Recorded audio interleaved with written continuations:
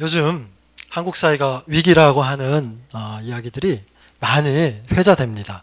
언론을 중심으로 해서 우리들의 일상의 이야기 가운데서도 참 한국 사회가 문제가 많다, 위기다, 경제 위기, 또 사회 문화 위기, 곳곳에서 위기다 이렇게 이야기를 합니다. 동의하십니까? 우리나라가 정말 문제입니까? 네, 네. 네가 제일 문제야. 뭐 이런 눈빛입니다. 문제입니다. 네. 우리 개인의 문제도 있고 공동체의 문제도 있고 넓게는 한국 사회의 크게 문제도 있습니다. 한국 교회는 어떻습니까? 한국 교회도 문제가 참 큽니다. 위기입니다.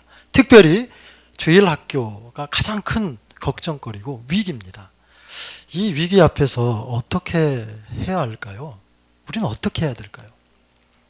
지금 우리가 겪고 있는 이 위기는 사실 오래전 유럽 사회에서 특히 영국 교회에서 겪었던 그 과정을 우리도 다 밟고 있습니다. 영국 사회에서 점차 주일학교 아이들이 감소하면서 지금 현재는 청년부, 중고등부 모이는 교회가 거의 없다고 합니다. 초등학생만 조금 모이는 교회가 좀 남아있고 나머지는 다 이렇게 연로하신 어르신들만 모이는 그런 교회가 되었다고 합니다. 지금 우리 교회도 우리 한국 교회도 그런 과정을 밟고 있죠. 오래전부터 우리가 위기다, 문제다라고 했던 그 사실들이, 그 걱정들이 이제는 진짜 현실이 되어서 우리 앞에 탁 놓였습니다. 현실이 되었습니다. 그 위기가. 어떻게 해야 될지 정말 모르는, 어디에 해답이 있는지 정말 찾을 수 없는 그런 난감한 상황에 우리가 봉착되어 있습니다. 이 상황은 작년에 우리 사회 가운데 있었던 정말 안타까웠던 세월호 그 침몰 사건과 우리가 비교해 볼 수 있는데요. 세월호가 그렇게 물에 빠져들어갈 때 한국 사회 리더십은 적절한 대처를 하지 못했지 않습니까? 안전관리 시스템이 돌아가질 않았어요. 그래서 단 한 명의 생명도 구하지 못했죠. 빠져들어갔을 때. 문제가 있었지만 문제는 그 문제가 있는 것이 문제가 아니고 그 문제를 해결할 만한 능력이 없는 게 문제였습니다. 이게 한국 사회의 문제이고 또 우리 교회가 겪고 있는, 우리 한국 교회가 겪고 있는 문제입니다. 우리가 문제인 것은 다 인식합니다. 주일학교 아이들이, 교회 학교 아이들이 점차 줄어가고 있다. 다음 세대가, 우리의 믿음의 유산을 이어받는 다음 세대가 계속해서 양육되고 키워지고 길러져야 하는데 다음 세대가 아니고 지금 우리의 아이들은 우리와는 다른 세대, 믿음 생활하지 않고 자기의 가치관이 뚜렷하고, 그래서 부모님이 믿는 하나님, 그럼 부모님이나 열심히 믿으십시오. 나는 내 길 내가 알아서 가겠습니다. 이렇게 말하는, 자기 소견이 분명한 이러한 다른 세대의 아이들이 있는 거 우리가 너무나 잘 압니다. 근데 그게 문제가 아니고 이 문제를 어떻게 해결하고 어떻게 극복해야 되는지 적절한 대안이 우리에게 없음이 더 큰 문제입니다. 내 인생도 마찬가지고 우리 교회가 겪고 있는 문제도 마찬가지입니다. 우리가 문제 앞에서 그 문제의 원인을 정확하게 집어내는 것이 참 중요합니다. 의사 선생님이 환자가 찾아왔는데 어디가 아프세요? 그래서 환자가 이제 대답을 합니다. 그리고 진단을 다 합니다. 그리고 나서 정확히 어디가 문제 있는지를 발견을 해야 그 다음 치료가 들어가는 거 아니겠습니까? 제가 잘 모르지만 그렇죠? 근데 선생님이 어디가 아픈지 모르고 그냥 막 치료를 시작하면 어떻게 됩니까? 처방을 막 하면 어떻게 됩니까? 더 큰 문제가 되는 거죠. 정확히 문제가 무엇인지를 우리가 봐야 됩니다.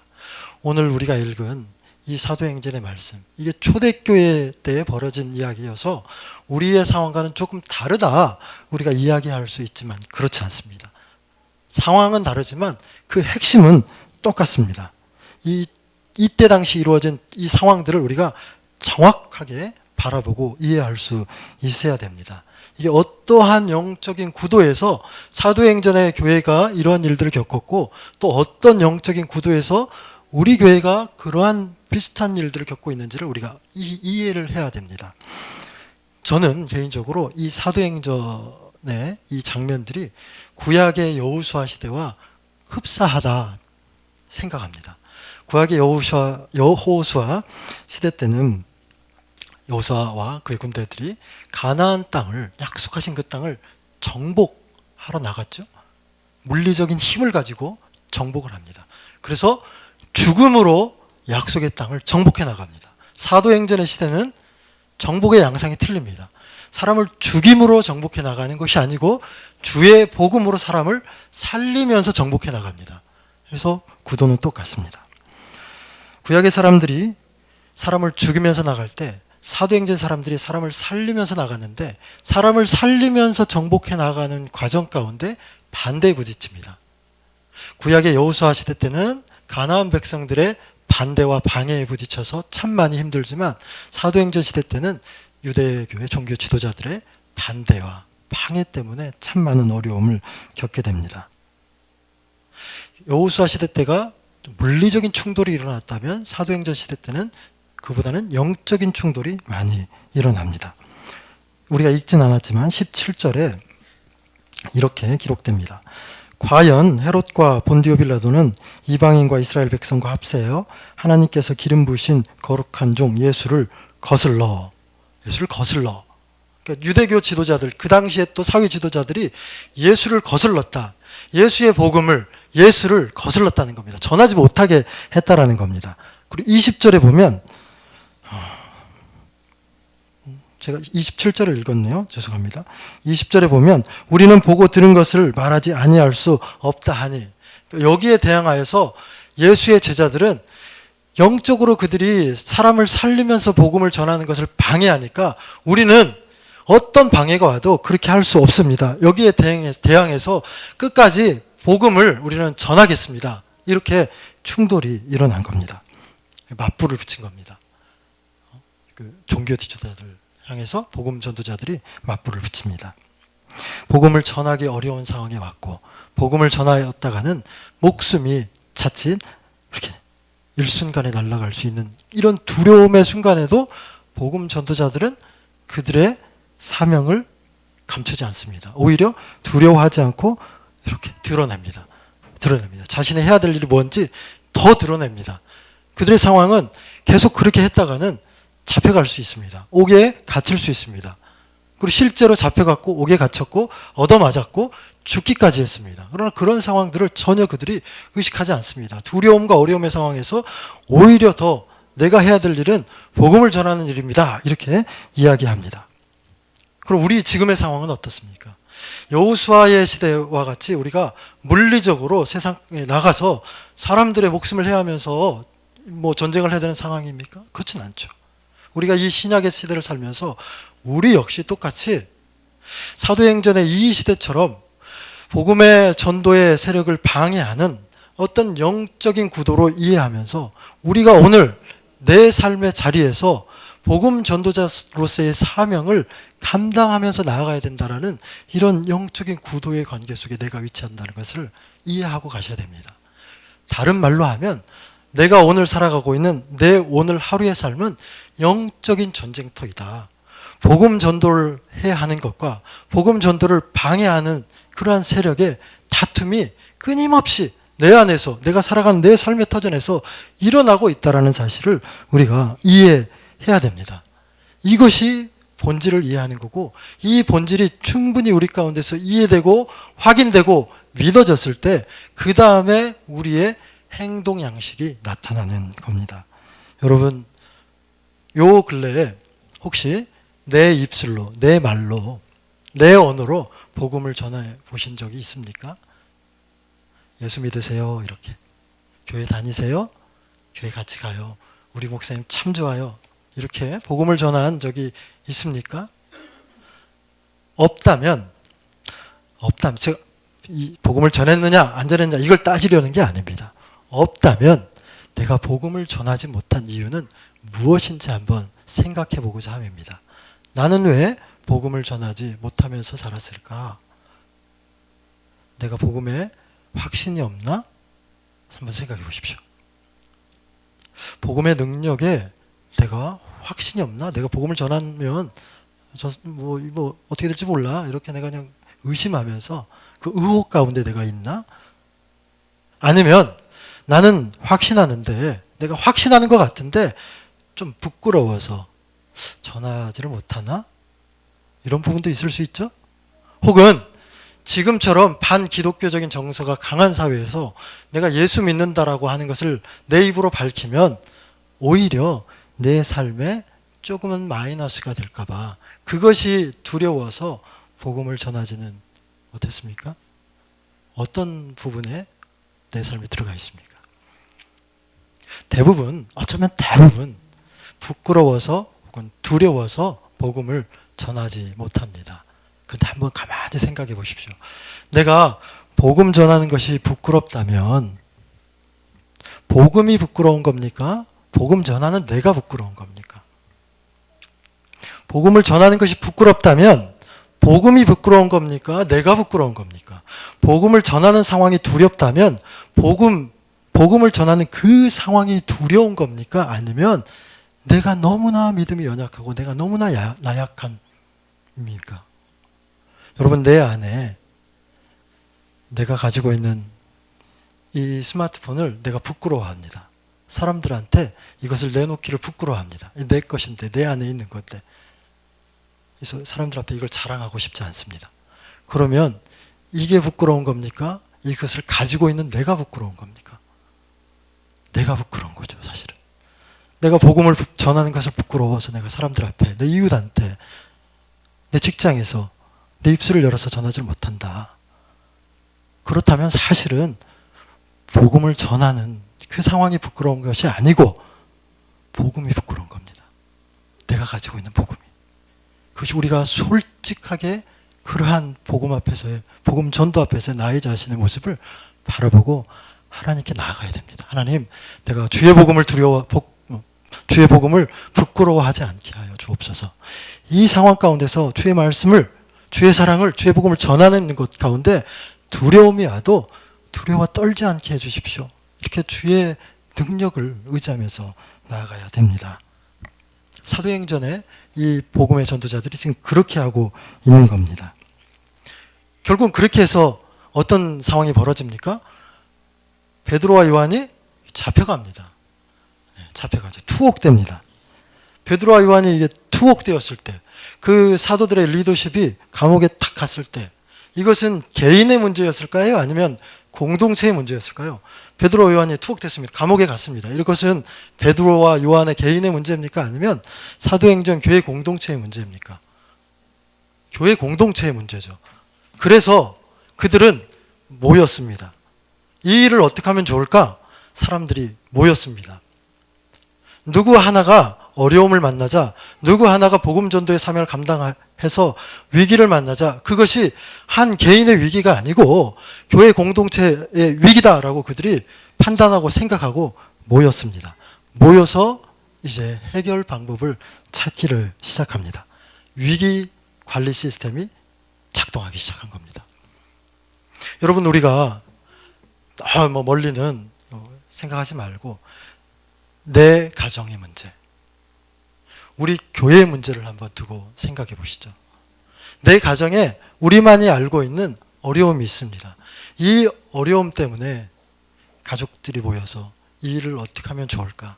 아들아, 딸아, 여보, 어머니 모여서 하나님 앞에서 이 문제를 내놓고 함께 기도한 적이 언제입니까? 우리 교회가 52명의 기도의 동역자를 하나님께서 허락하시도록 이렇게 구하며 나가는데, 이 52명의 기도의 동역자를 구하는 핵심은 어디에 있습니까? 우리가 오늘 위기라고 생각하기 때문입니다. 이 위기를 극복할 수 있는 방법은 우리가 모여서 하나님의 은혜를 구하는 것밖에 없다라는 사실을 알기 때문입니다. 내가 그 52명이 한 사람이 되기 위해서, 내가 그 기도의 동역자가 되기 위해서, 나와 내 구역 식구가, 내가 가르치는 학생이, 나와 함께하는 우리 전도회에 있는, 나와 함께 찬양하라는 그 사람이 이 교회를 살리기 위해서, 하나님의 교회의 영광을 회복시키기 위해서 기도에 동역하자라고 우리가 함께 모이기를 권면한 때가 언제입니까? 여러분, 우리가 나만 와서 되는 게 아닙니다. 이게 개인의 내 문제가 아닙니다. 우리의 문제입니다. 우리의 문제는 모였을 때, 모임으로, 하나님의 은혜를 모여서 구함으로 해결될 수 있는 첫 번째 시작이 되는 겁니다. 예루살렘 교회가 이 점에 있어서 참 위기 대처 능력을 참 잘해갑니다. 그들이 당한 이 어려움이 어느 한두 사람의 문제가 아니고 자기들의 문제라고 생각을 하면서 모이기를 시작합니다. 모여서 이걸 어떻게 하면 좋을까? 이렇게 나갑니다. 근데 한번 우리를 가만히 생각해 보십시오. 교회에서 내가 어려움을 당하면, 복음 전도를 하다 어려움을 당하면, 봉사를 하다 어려움을 당하면, 섬기다가 어려움을 당하면 우리의 대부분의 첫 번째 반응은 이렇게 됩니다. 내가 다시는 이 일 하나 봐라.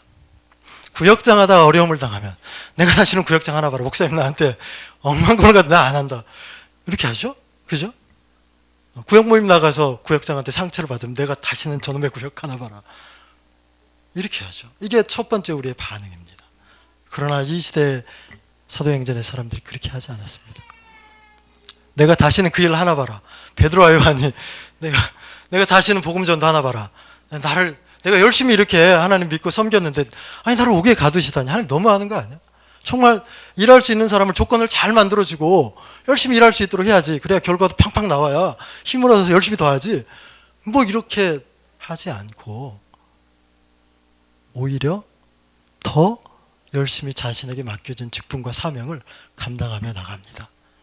그것이 우리가 오늘 내 개인의 문제 앞에서 또 우리 교회의 문제 앞에서 문제를 해결해야 하는, 우리가 택해야 하고 우리가 붙들어야 되는 그러한 문제 해결의 방식이 아닐까 싶습니다. 여러분, 우리가 이 사실을 간과하면 내가 어려움을 당해서 오늘 해야 할 가장 중요한 교회 공동체의 일인 복음 전도의 사명을 감당하는 것을 내가 하지 않으려 한다면 교회가 무슨 일을 하냐면 구제합니다. 구제 열심히 합니다. 봉사 열심히 합니다. 교육을 열심히 합니다. 이게 다 교회 공동체 안에서 반드시 해야 할 교회의 본질이긴 합니다. 그렇죠? 그러나 가장 중요한 것, 교회가 이 땅 가운데 존재하는 존재의 목적은 구제, 봉사, 교육이 아닙니다. 그것은 다른 기관이 많이 할 수 있습니다. 그렇죠? NGO 기관이 더 잘합니다. 굿네이버스 1년에 그들이 움직이는 예산이 1,000억대가 넘는다고 합니다. NGO가 더 잘합니다. 교회가 존재한 목적 가운데 가장 중요한 것은 복음을 전하는 겁니다. 여러분, 우리가 오늘 어렵다고 해서, 피곤하다고 해서, 위기를 겪는다고 해서, 부끄럽다고 해서, 내가 그런 훈련 받은 적이 없다고 해서 복음 전하는 것을 감당하지 않으려고 하는 그러한 마음들을 다 내려놓으십시오. 어떻게든 전할 수 있도록 하나님께서 우리의 삶의 자리에 다 우리를 세워놓으셨습니다.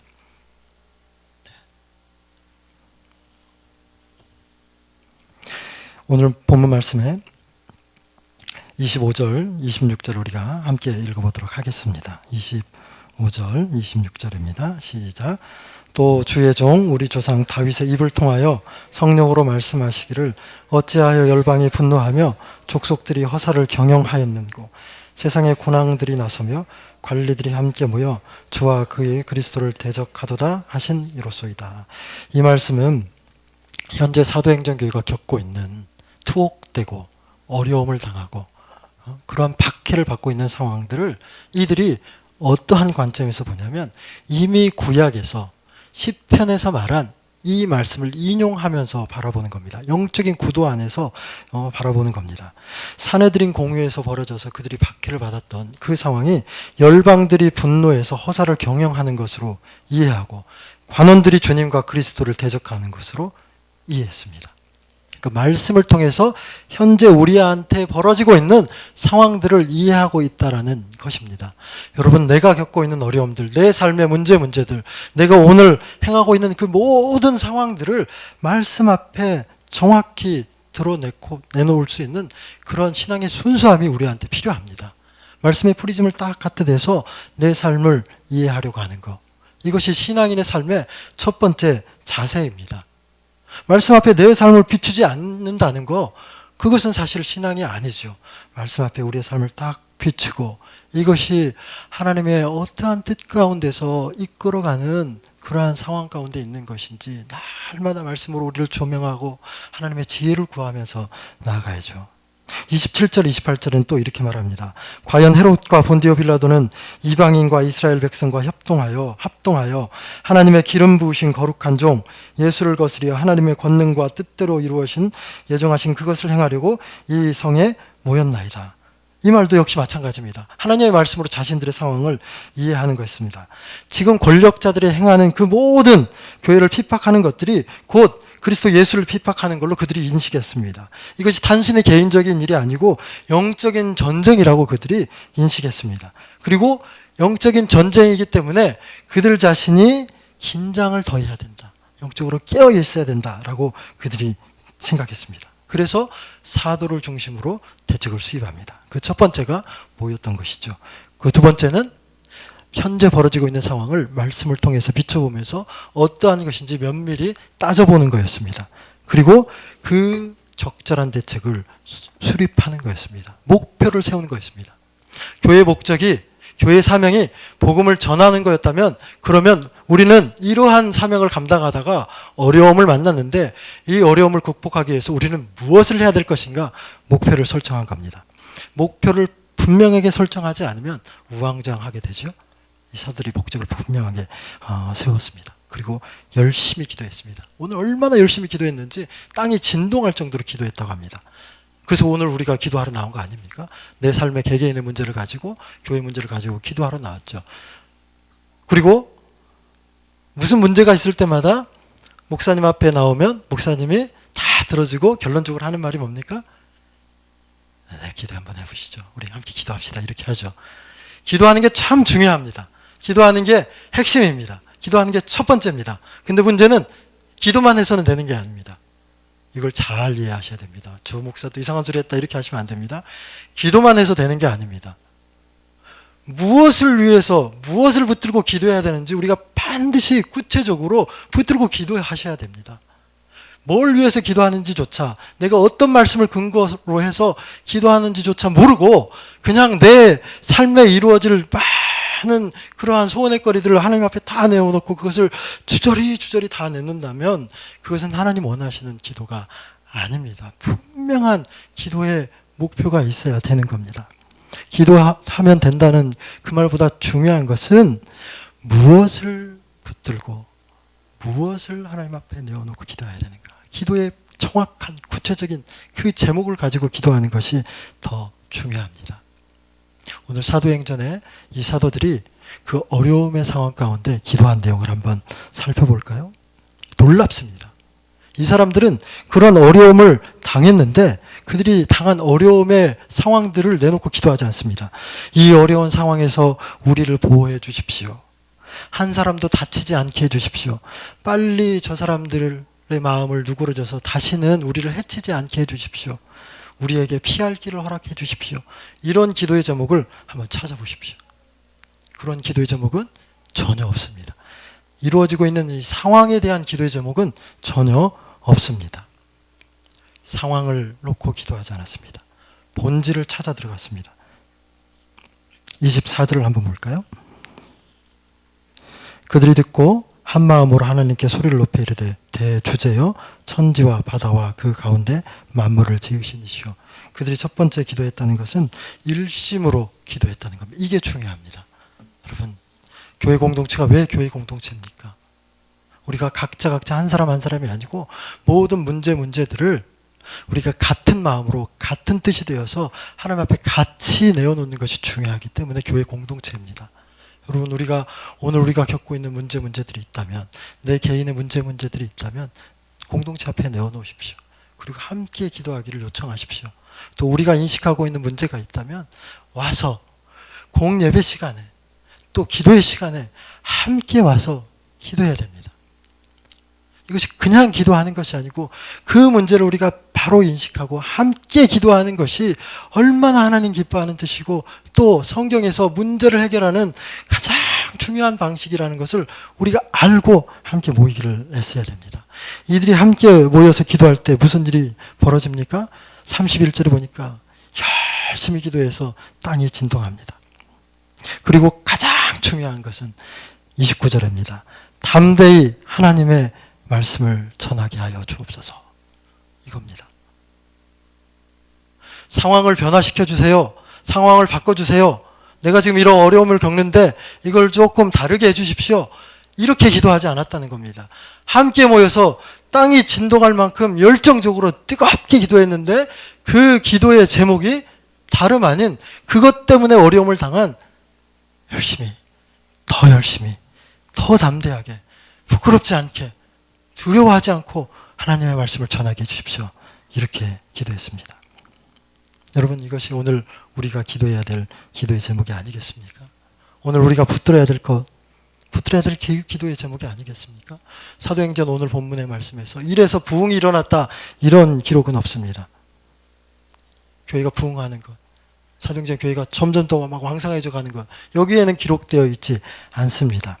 오히려 그들의 사명을 어떠한 위협 가운데서도 전심으로 두려워하지 않고 복음을 전했다. 그들은 끊임없이 복음을 전했다라는 사실에 초점을 맞추면서 기록하고 있습니다. 그리고 그 기도의 결과로 무슨 일이 벌어지냐면 31절에 보니까 그들이 다 성령의 충만함을 받았다는 겁니다. 기도의 결과로 성령의 충만함을 받았습니다. 우리가 열심히 어떤 구체적인 목표를 두고 기도해야 한다면 하나님께서 우리에게 성령의 충만함을 허락해 줍니다. 그런데 우리가 빠질 수 있는 함정이 하나가 더 있습니다. 여기에 우리가 열심히 기도할 때 하나님 나에게 성령의 충만함을 주십시오, 이렇게 기도하죠. 그런데 여기에 이런 질문을 하면 또 어리둥절합니다. 성령 충만 받아서 뭐하게? 이렇게 질문하면 또 당황스럽습니다. 성령 충만 받아서 뭐 하시렵니까? 이들이 기도해서 하나님의 성령의 충만함을 받았습니다. 그리고 그걸로 끝났습니까? 끝나지 않았습니다. 성령의 충만함은 주의 복음의 전도를 계속해서 진행하는 수단으로 사용된 겁니다. 여러분, 오늘 우리가 이 밤에 뜨겁게 정말 땅이 진동하도록 기도해야 됩니다. 담대히 복음을 전하게 해주십시오. 우리가 봉착한 이 위기 상황을 하나님 잘 헤쳐나갈 수 있도록 하나님 우리에게 지혜를 주십시오. 한마음을 주십시오. 함께 뜨겁게 기도해야 됩니다. 그리고 성령의 충만함도 갈구해야 됩니다. 그 충만함으로 끝나는 것이 아니고 그 충만함을 통해서 또다시 복음을 전하는, 그래서 끊임없이 복음 전도의 사명이 이어져 가는 그러한 삶이 될 수 있도록 우리가 하나님 앞에 이 시간 뜨겁게 부르짖을 수 있는 그러한 이 밤이 되었으면 좋겠습니다. 공동체 위기가, 사도행전의 공동체 위기가 오히려 공동체의 결집을 만들어냈습니다. 우리가 오늘 위기라고 생각한다면 모이셔야 됩니다. 모든 예배 시간에 모이십시오. 모든 기도의 시간에 모이십시오. 모든 모임에 모이십시오. 모여서 그냥 노는 것이 아니고 모여서 우리의 문제가 무엇인지 고백하고 나누고 진단하고 또 하나님 앞에 그것들을 다 내어놓고 함께 기도하십시오. 그리고 그 어려움들을 회피하지 마시고 정면으로 대하면서 이 문제들 앞에 우리가 함께 힘을 모아 나가자. 그렇게 계속 끊임없이 주의 말씀으로 담대하게 세상 앞에 나아가십시오. 주의 말씀으로 세상 앞에 나아가서 복음을 전하십시오. 왜 복음을 전하는 게 중요합니까? 제가 앞서서 교회학교 이야기를 했는데 이 말씀을 드리고자 합니다.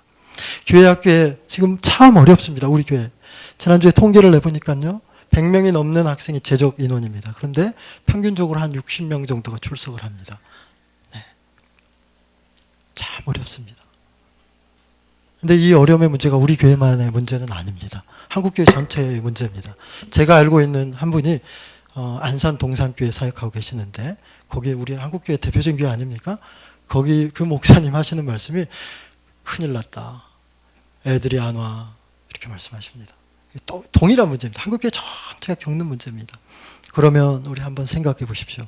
우리 교회 학교가 겪고 있는 이 수적인 감소, 다음 세대가 세워지지 않는 이 수적인 감소에서 우리가 할 수 있는 일이 뭐가 있겠습니까? 우리는 어떻게든 교사와 교육자들이 아이들을 교육을 열심히 하면 된다고 생각할 수 있습니다.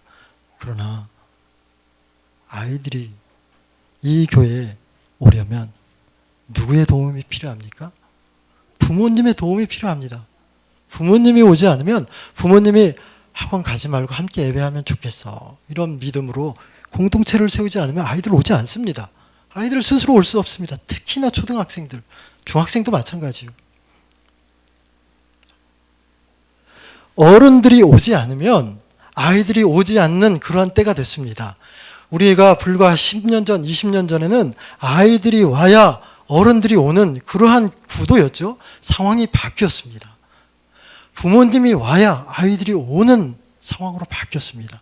우리가 내가 알고 있는 이웃들에게, 내 직장의 사람들에게, 내 지역의 사람들에게 주의 복음을 전하여서 그들이 교회 안으로 들어오지 않는다면 그들의 자녀도 교회 안에 들어올 수 없는 상황이 되었습니다. 그래서 다시 한번 우리는 이 복음 전도의 본질을 붙잡아야 된다는 겁니다. 그것이 교회 학교를 살릴 수 있는 유일한 길이고 유일한 방법이기 때문입니다. 요엘서의 말씀을 가지고 사도행전에서 말하는 말씀이 자녀들이 예언할 것이고 청년들이 환상을 보고 아비들이 뭐합니까? 아비들이 꿈을 꿉니다. 아들아 꿈을 꿔라 이렇게 말하지 않고 성경은 아비들아 꿈을 꾸라 말합니다. 꿈 꿔야 될 사람이 누굽니까? 아이들이 아닙니다. 우리가 꿈을 꿔야 됩니다. 무슨 꿈을 꿔야 됩니까? 우리 교회의 부흥과 한국교회의 영광과 이 일들을 위해서 내가 헌신할 것, 내가 두려움 없이 하나님의 복음을 전도해야 되는 것, 이것이 나의 꿈이고 나의 소망이다. 내가 꿈을 꿔야 됩니다. 왜 그렇습니까? 어른들이 아이들의 삶을 결정할 수 있는 결정권을 가지고 있기 때문입니다. 학원 가지 마. 예배하러 갔으면 좋겠어. 이렇게 그 아이들의 삶을, 그 아이들의 방향을 바꿀 수 있는 결정 누가 가지고 있습니까? 우리 부모님이 갖고 있기 때문입니다. 그래서 우리가 꿈을 꿔야 되는 겁니다. 그래서 이렇게 꿈을 꾸는 우리가 밖으로 나가서 복음을 전하지 않으면 이 교회도, 한국 교회도, 모든 교회도 영광을 다 잃어버리고 그 존재 가치도 다 잃어버리게 되는 겁니다. 그리고 우리는 위기다, 위기다, 위기다 말하면서 점차 배가 가라앉는 그 속에서 문제 해결 능력 하지 못한 채 그렇게 가라앉아 들어가게 되는 거겠죠. 오늘 우리가 함께 기도할 때 이 어려움의 상황 가운데, 이 위기의 상황 가운데 하나님 내가 꿈꾸게 하시고 내가 이 두려움 없이 복음 전도자의 사명을 어떤 어려움이 와도 감당하게 하여 주옵소서. 모이는 일에 힘쓰게 하여 주옵소서. 기도하는 일에 더 힘쓰게 하여 주옵소서. 말씀 앞에 나의 삶을 늘 조명하여서 주의 말씀에 행하는 그곳으로 나의 삶이 옮겨지게 하여 주옵소서. 이렇게 기도했으면 좋겠습니다. 반주자 어디 갔나요? 네, 와주십시오. 우리가 이 말씀을 놓고 함께 기도했으면 좋겠습니다. 우리가 그렇게 열정적으로 주의 은혜를 구하며 기도하며 나갈 때 성령의 충만함이 우리 가운데 임할 것입니다. 여러분, 우리가 이 시간 성령의 충만함도 구하시길 바랍니다. 주의 성령의 충만하여서 그 성령의 도우심으로, 그 능력으로 또다시 세상에 나가서 복음을 열정적으로 전하는, 담대하게 전하는 저희가 되기를 축복합니다. 우리 이 시간 함께 찬양하고